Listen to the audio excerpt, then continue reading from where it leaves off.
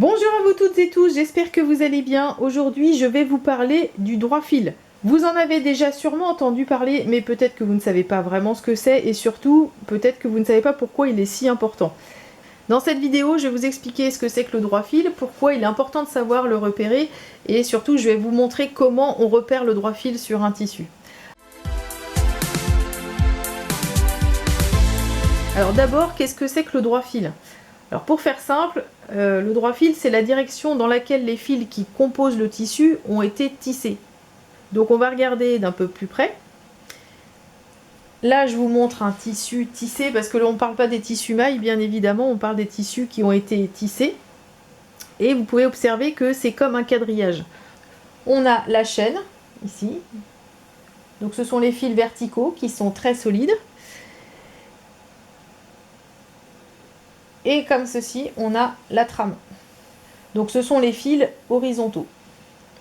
Donc ce qu'il faut savoir sur le droit fil dans un premier temps, c'est que le droit fil, c'est le sens de la chaîne. Je vous montre ici un tissu qui s'effiloche. Et c'est déjà une première astuce que je vous donne pour repérer le droit fil sur un tissu. On trouve le droit fil dans le sens des fils qui s'effilochent le mieux. Je vous montre à l'occasion ce fameux quadrillage qui compose le tissu, là, pour que vous en ayez une petite idée. Donc en vous disant que le droit fil, c'est la direction des fils verticaux, ça implique aussi que ce sont les fils qui sont parallèles ici à la lisière. La lisière, là, on la voit bien en blanc. Et il faut savoir aussi que c'est dans cette direction que le tissu est le plus stable.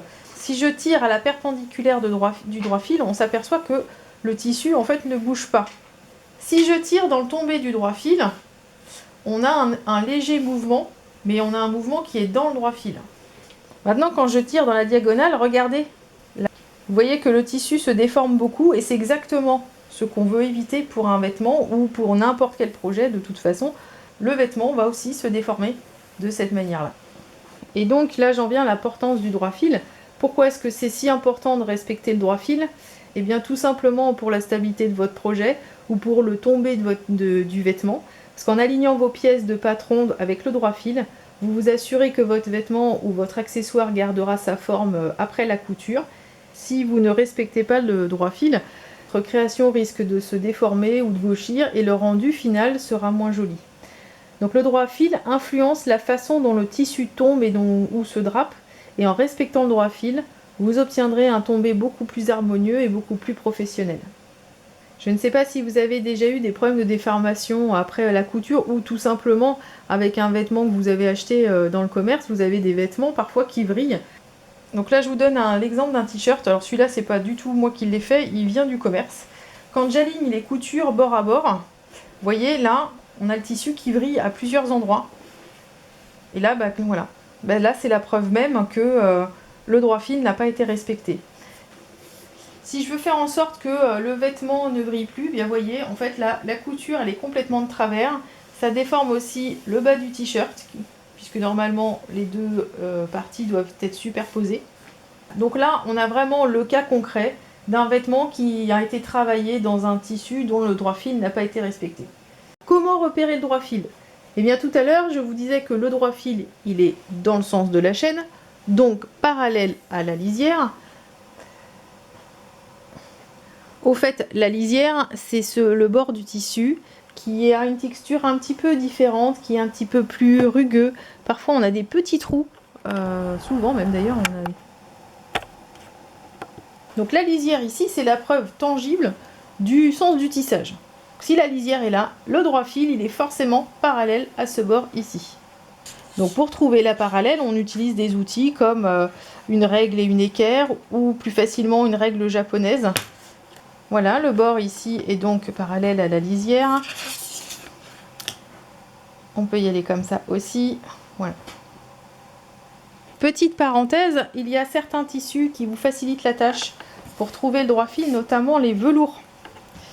Parce qu'on a les raies du velours qui sont forcément dans le sens vertical et qui sont parallèles à la lisière. Donc là, il y a quand même très peu de doute pour trouver facilement, sans outils même, le droit fil. Maintenant, quand c'est pas du velours et qu'en plus c'est un tissu pour lequel on n'a pas ou plus la lisière, et ça arrive souvent parce qu'on a régulièrement des chutes de tissu dont on n'a plus la lisière, il faut bien qu'on ait quand même une méthode pour repérer le droit fil. Et donc pour ça, on va revenir à ce que je disais tout à l'heure, on va chercher là où le tissu est le plus stable.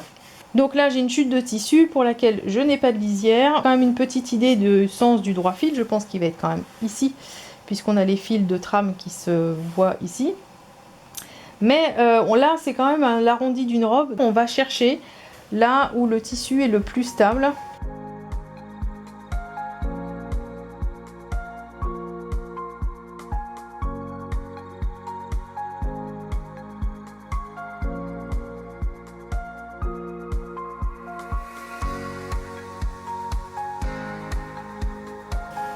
Voilà, je crois que là, on est quand même pas mal.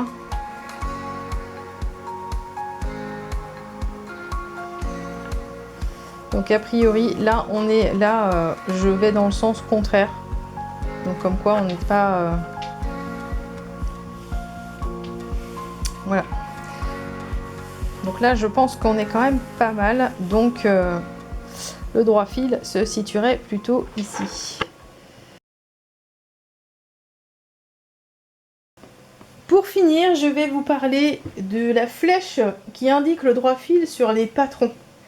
Cette flèche, elle est très très importante parce que cet indicateur vous permettra de placer votre patron dans le bon sens sur le tissu pour justement ne pas avoir la fameuse déformation dont je vous parlais tout à l'heure. Donc voici une pièce de patron qui indique ici le droit fil sur la flèche. Donc on positionne le patron sur le tissu. Et on va mesurer en plusieurs points la distance entre la flèche et la lisière. Ici, je suis à 14 cm. Ici, je suis encore à 14 cm. Ici, je suis à 14 cm. Donc, c'est tout bon.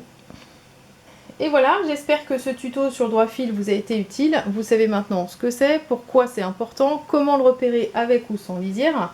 Si vous avez des questions, des remarques ou des astuces à partager sur le droit fil, n'hésitez pas à me laisser des commentaires.